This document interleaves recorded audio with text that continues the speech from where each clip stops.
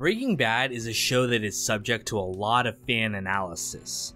It is both an incredibly well-written drama and very accessible to a modern audience, which makes it a prime target for people's first real show that they appreciate as a piece of art. And I think that's great.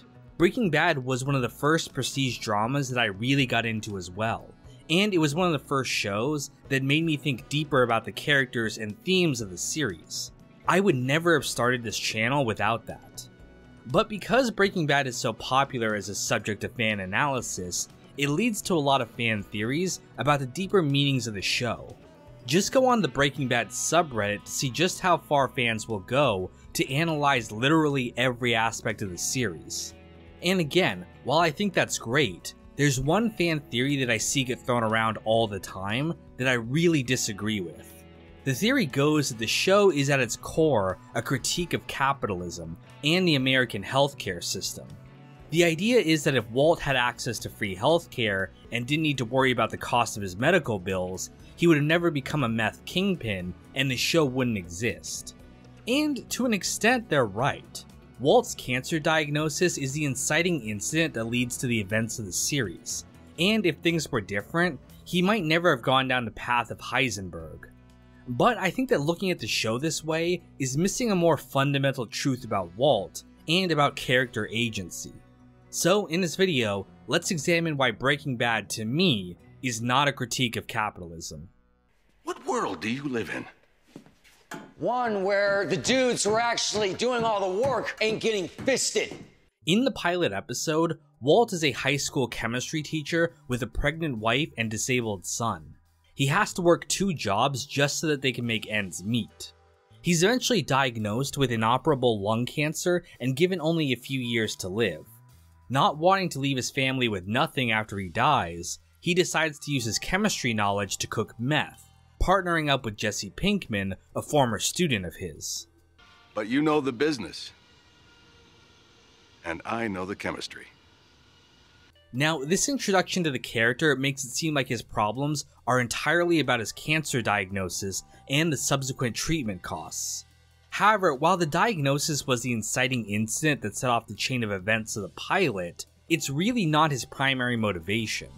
Remember, the money from his first cook was not actually meant for his treatment. This was just money that he wanted to leave his family, as they were broke and his wife was pregnant at the time and didn't work. I get it now. That's why you're doing all this. You want to make some cash for your people before you check out. He actually didn't even tell his family about his diagnosis at first, hiding it for about a month. And even after telling his family about his cancer, Walt still did not want to get treatment. Now, part of the reason was the cost of the procedure. Walt actually did have health insurance from his job as a teacher. However, his insurance would not have covered the best oncologists and treatment that they wanted, and Walt didn't want to bankrupt themselves by going out of pocket on the procedures.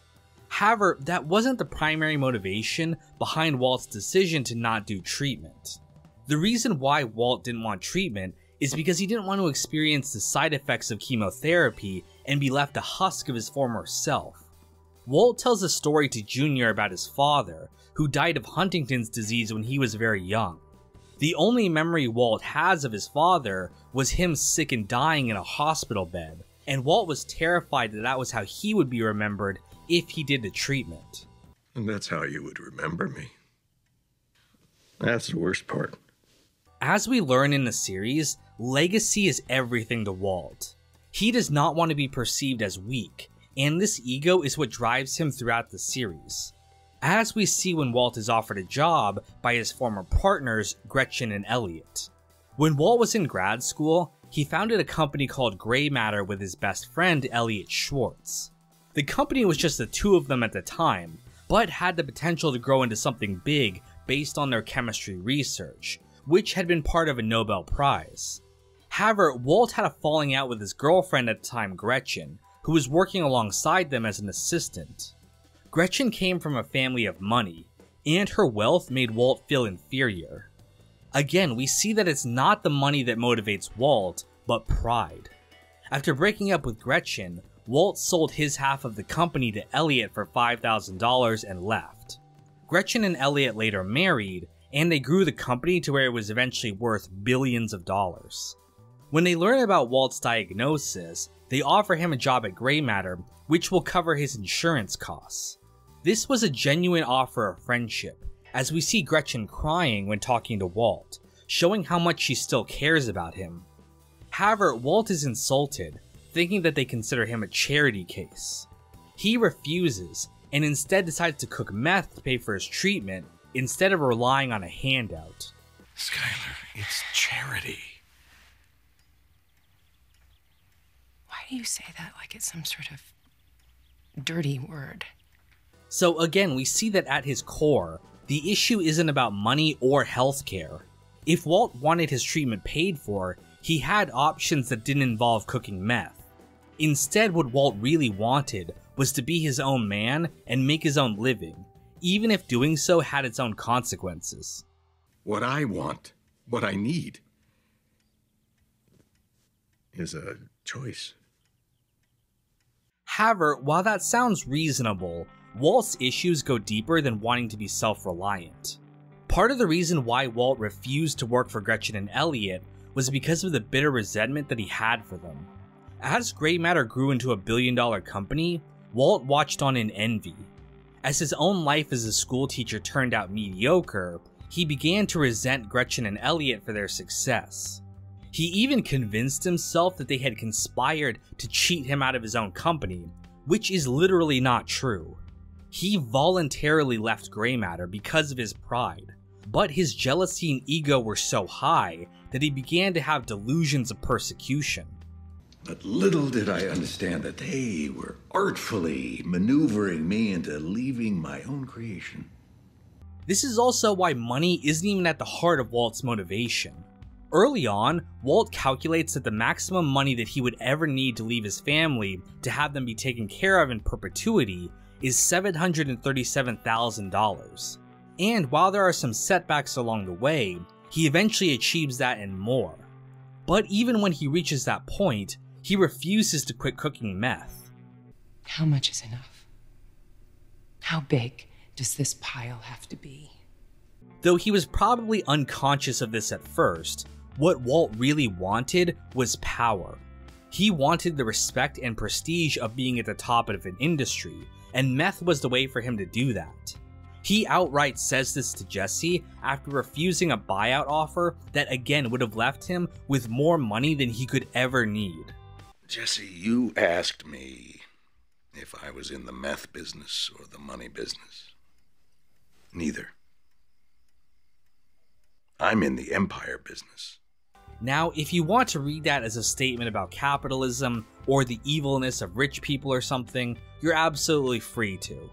But for what it's worth, Vince Gilligan has said that the show is not meant to be an allegory or any type of critique, but instead a story of an individual character making individual decisions. You always very much resisted Walt as a metaphor for a time and a place, or this is America and he represents this. It was always Walt is a singular person who just happens to be in this environment. He didn't represent anything else other than all the nuances of this particular character. We're talking about one man. We're not talking about the American healthcare system. We're not talking about that's. Now, there are other aspects of the show that people read as anti-capitalism. Gus has a meth empire built on the back of a fast food restaurant chain, which some people read as a statement about how fast food makes communities fatter and poorer. And they think that his cold, business-like approach to drug dealing is a statement about how ruthless and evil business owners and CEOs are in general. Mine is a cartel business, but it is mine, and it is legitimate. But again, this interpretation leaves out Gus's actual motivation, which is not for profit, but actually about the revenge of the death of his partner Max. The reason Gus built his empire was to use it as a platform from which to destroy the cartel. Despite his wealth, Gus lived a modest and simple existence in his personal life. This was both for appearance's sake, and also because he wasn't interested in money like a normal businessman would be. Like Walt, he wanted something more, in this case to avenge the person that he loved. Because I believe that you understand. Understand what? Revenge. Now, the point of this video isn't to shut down discussion about the show or say what theories or interpretations are correct or not. I fully believe in the death of the author, and that the viewer is free to make any interpretation they want, regardless of the author's intent. Vince Gilligan even says in that same interview that once the work is out there in the world, the viewer is free to make whatever connections they want. Once it's out there in the world, it's not ours anymore. I don't argue with anyone who tells me, oh, I think Walt's still alive, or I think it's about the failed American healthcare system, or I think it's this or that. It's whatever you want it to be. We don't own it anymore. So, if you still think that Breaking Bad is a critique of capitalism, or the US healthcare system, or whatever else, I support you. Each of us is free to draw whatever meaning we want from a story like Breaking Bad. I just wanted to share my point of view that the story is about the characters' personal flaws and motivations, rather than a bigger and more detached theme about the world at large. I did it for me. I liked it. I was good at it. However, that's just my interpretation. Let me know your thoughts in the comments, and stay tuned for more Breaking Bad content coming soon. Boy, I can't wait to read all the political comments on this video. Matt Joyce, Uncle Mike, Sam Cedarland, Celery Man, Countess von Zarevich, Admiral, Neo Varma, and Juan Jaramillo.